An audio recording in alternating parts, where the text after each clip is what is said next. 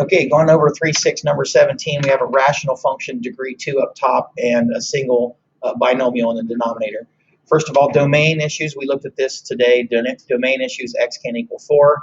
If I plug 0 in, I get 12 over negative 4, which is 0. Negative 3 is one of the intercepts.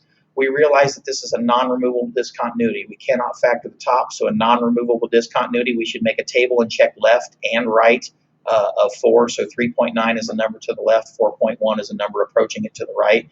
As you can see, 3.9 gives us negative 40, 4.1 gives us positive 40. So the basic concept is the left-hand limit is zooming down to negative infinity, and the right-hand limit is heading up to positive infinity.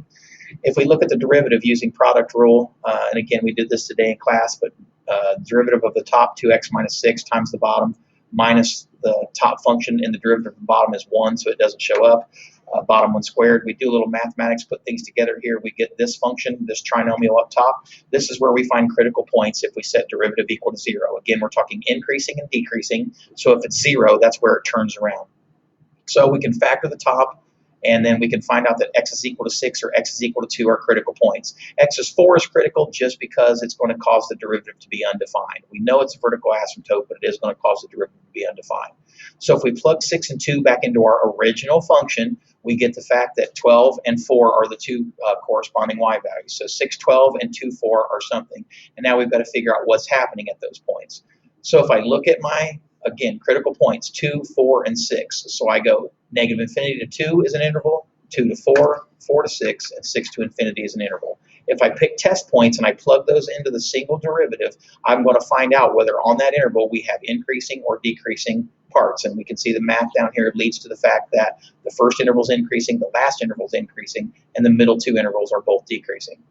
Okay, I went ahead and did the work for the double derivative, but it wound up being not really that necessary. Another product rule here, when we get down, we see that this can't ever equal 0. So the only really bit is if I choose a number bigger than 4, it's concave up, and if I choose a number less than 4, it's concave down. And then it's just a matter of drawing the graph from here. This was the right-hand limit. This is the left-hand limit. Here's what wound up being your max. Here's what wound up being your min. And then we knew from the end of it that since we had an x squared function over an x, the horizontal asymptotes did not show up, but we did have it diverge to infinity when x went to infinity, and also to negative infinity when y went to negative infinity. This also agreed with my concavity. X is greater than 4, concave up. X is less than 4, concave down. And that's 17. Remember, you have 25 for homework tonight. Thanks.